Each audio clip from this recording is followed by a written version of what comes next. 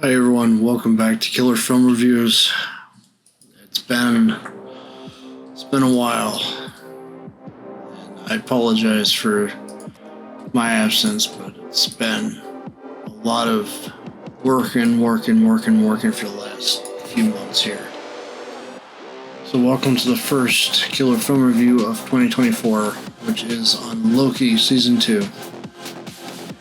This season of Loki really raised the bar in several different ways. We really get to see Loki develop as a fully realized character in this season. And I think that there was a lot of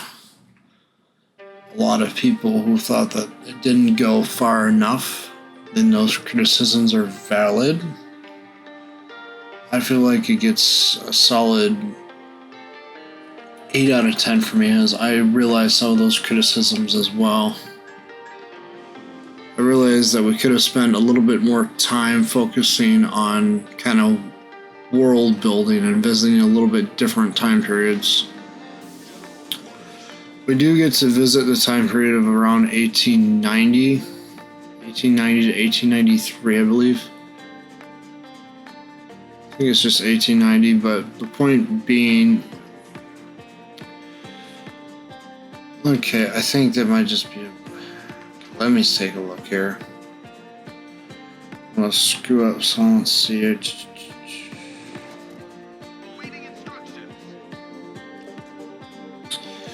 Correction, 1868, not 1890. I think that just exploring a classical era that's in the 19th century versus the 20th or 21st century is a welcome take, honestly.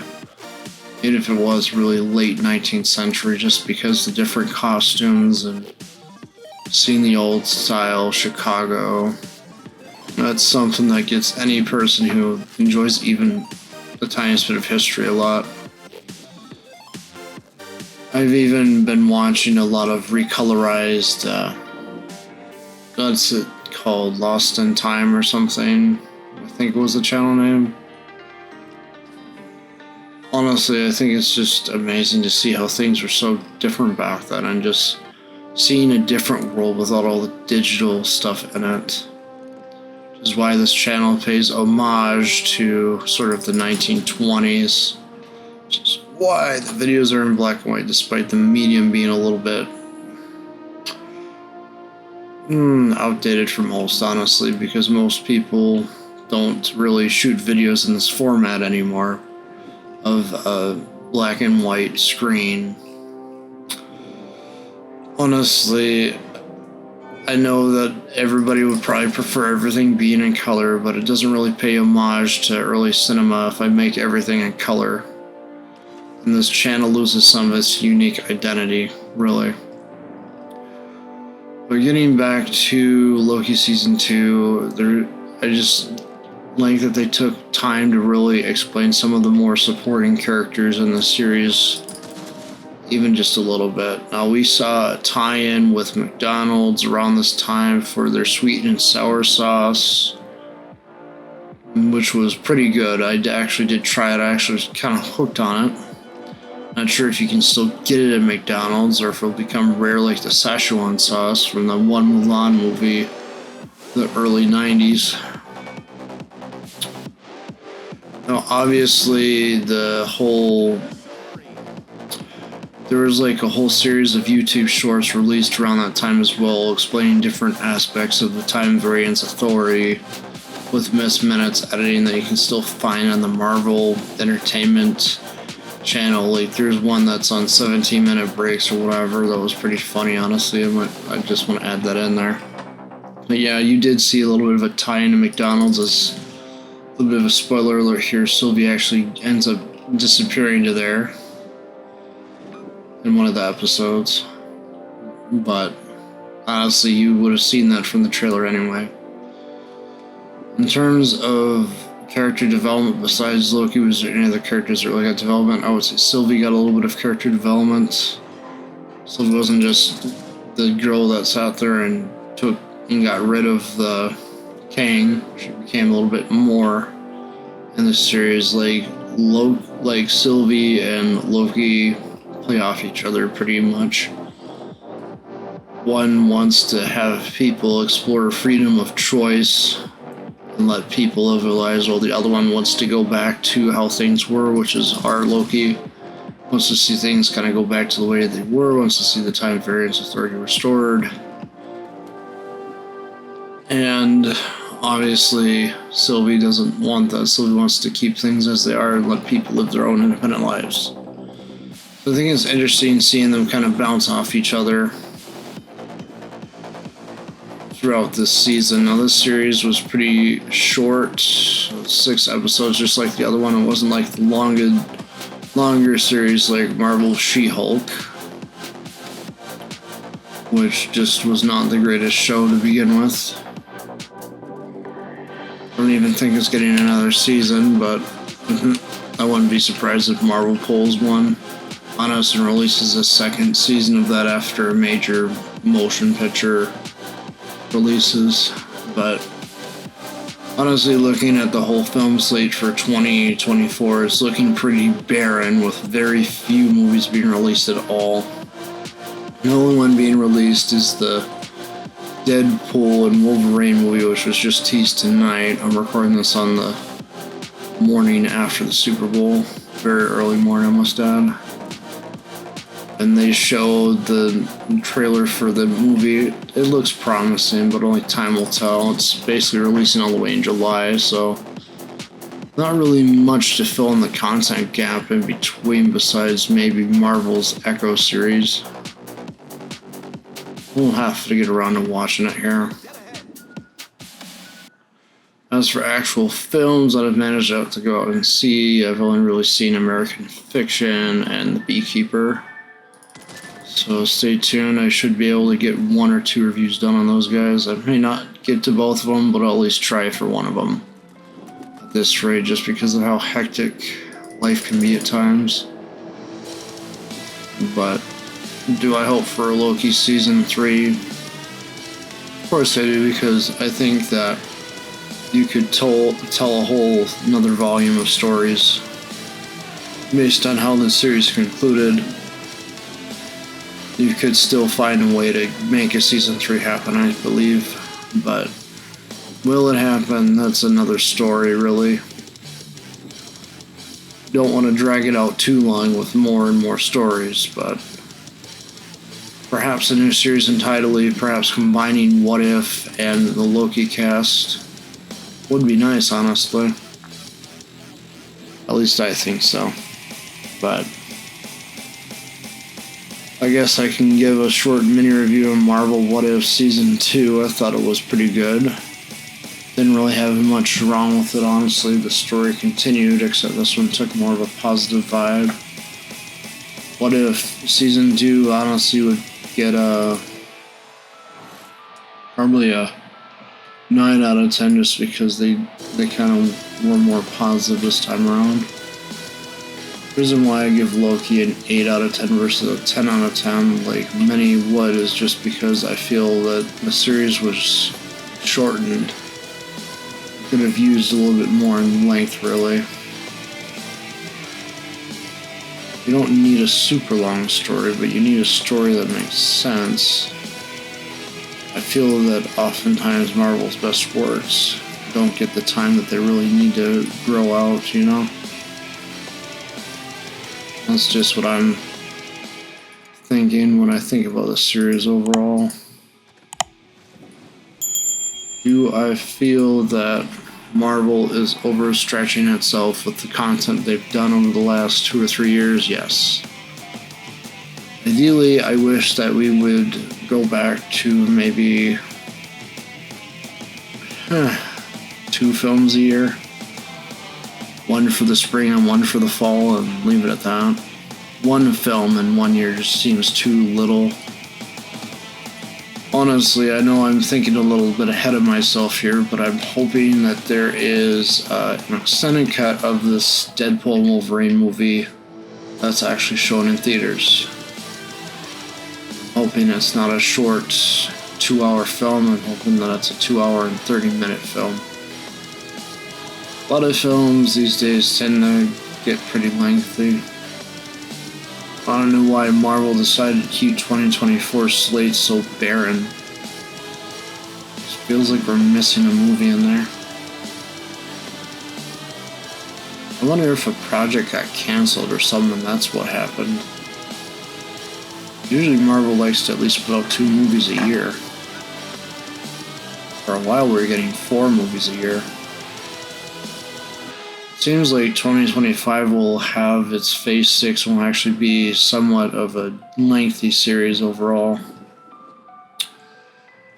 Now I'm going to take some time to just address the whole Jonathan Majors firing incident. I believe that if a man harms a woman, he should be accountable, of course, and I believe that we need to consider that these allegations probably have some weight to them, but is he innocent? Probably not. There's probably some truth to it, considering that they charged him with the crime overall at the end of the day. The sentence, I'll have to look that up quick. I believe that's still not being decided here.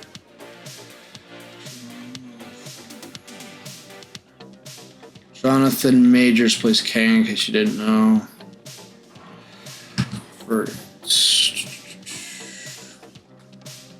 Convicted of 1 count of misdemeanor, 3rd degree, 1 count of 2nd degree harassment. But acquitted of the 2 other counts. Split verdict following trial. I don't know what his sentencing will be until April, it says. But I hope that at some point in the future, after things kind of settle down a little bit, they're able to bring him back for a cameo or something. He should at least get that to at least properly end his arc. Because the way they left things in the finale, they didn't really complete his arc, really. At least his version of character, Victor Timely, didn't really get a completed arc.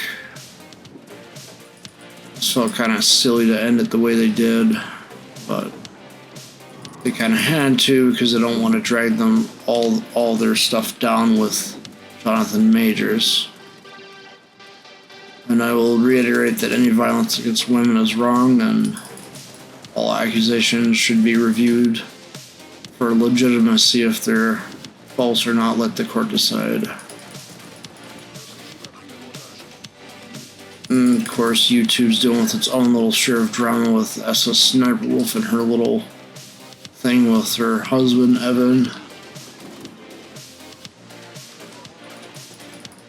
Who knows how that's going to turn out, but I really did like what they did with Kang in the season finale. It really went all out. At least the version of Kang we know from Loki got almost a completed arc. We really don't see too much of how he really took control of everything. It would have been nice to see a little bit of that happen, but I think what they're going to likely do is do a season 3 of Loki, but focus more on Renslayer. Or Renslayer is going to get a continuation of sorts in a future TV series. The only one that makes sense is probably the Agatha show, if that, whenever that actually comes out. Honestly, the one character I've been wanting to see for a long time but haven't seen in any Marvel projects is White Vision. White Vision's been gone for 3 years at this point, if you can believe it. Last seen in WandaVision's ending. I'm hoping that the character gets to come back sometime soon. I also did manage to see Futurama Season 11, but when I made my review for Futurama on the channel, I didn't think that there would ever be a continuation of Futurama again, so yeah. That's a possibility, just to have a separate review for that particular season, but we'll see. Cliff Notes version is, I thought it was good, really close to the original, but only time will tell what I get around to doing, as I've made promises before and didn't get time to deliver on them. So we'll see as time permits how many film reviews get published this year, but hopefully more than last year. My goal is to try to at least shoot for 2 videos every month. We'll see.